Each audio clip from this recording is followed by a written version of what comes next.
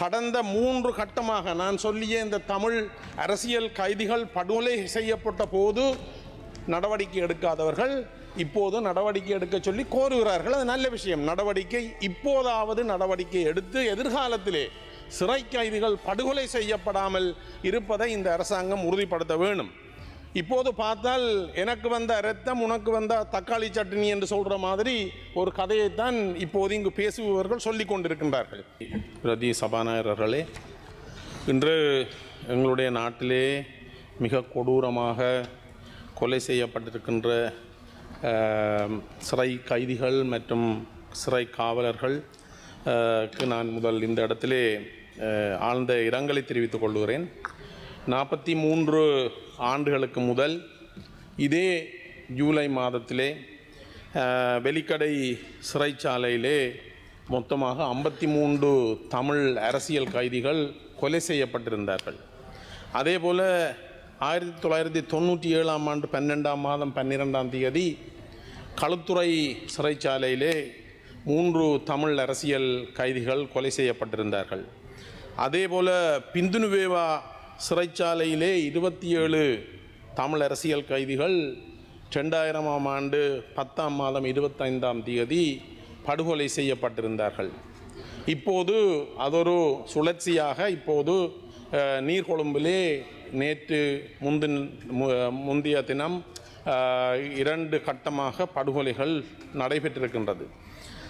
இப்போது இங்கே இந்த படுகொலைகள் தொடர்பாக பேசுகின்றவர்கள், இதுக்கு யார் பொறுப்பு சொல்ல வேண்டும் என்று சொல்லுகின்றவர்கள், இந்த 43 வருடங்களுக்கு முதல் நடைபெற்ற படுகொலை தொடர்பாக இன்று வரை எந்த விதமான ஒரு பதிலையும் சொல்லவில்லை. யார் கொலை செய்தார்கள், என்ன காரணத்துக்காக கொலை செய்தார்கள், இந்த கொலைக்கு காரணமானவர்கள் யார், அவர்கள் கண்டுபிடித்தார்களா அல்லது அவர்கள் குற்றம் சாட்டிப்பட்டு தண்டனை வழங்கப்பட்டதா அல்லது மீள நிகழாமை உறுதிப்படுத்தப்பட்டதா என்ற கேள்விகள் எல்லாம் இன்றைக்கு எங்கள் மத்தியில் எழுகின்றது.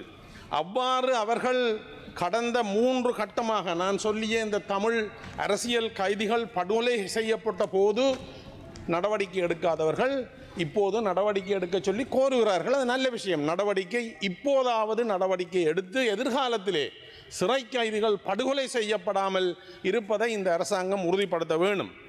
இப்போது பார்த்தால் எனக்கு வந்த இரத்தம் உனக்கு வந்த தக்காளி சட்னி என்று சொல்கிற மாதிரி ஒரு கதையைத்தான் இப்போது இங்கு பேசுபவர்கள் சொல்லிக் கொண்டிருக்கின்றார்கள். நான் இப்போது இந்த இன்றைய விவாதத்திற்கு வருகிறேன். தொல்லியல் திணைக்களம் தொடர்பான இந்த சட்டமூலத்திலே திருத்தம் கொண்டு வரப்பட்டிருக்கிறது.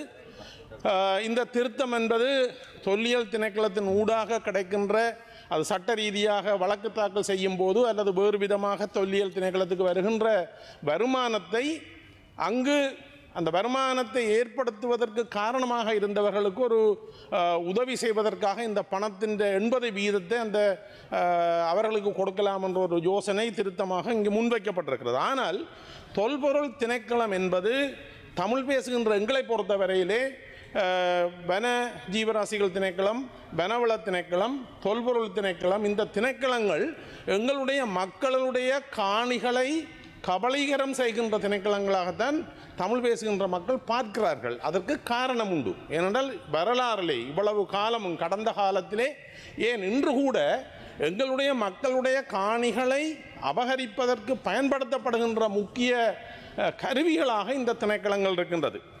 இந்த திணைக்களம், தொல்லியல் திணைக்களம் என்பது முழு நாட்டுக்குமான ஒரு திணைக்களம். இது ஒரு குறிப்பிட்ட இனத்துக்கோ அல்லது ஒரு குறிப்பிட்ட மதத்துக்கோ சொந்தமான திணைக்களம் அல்ல.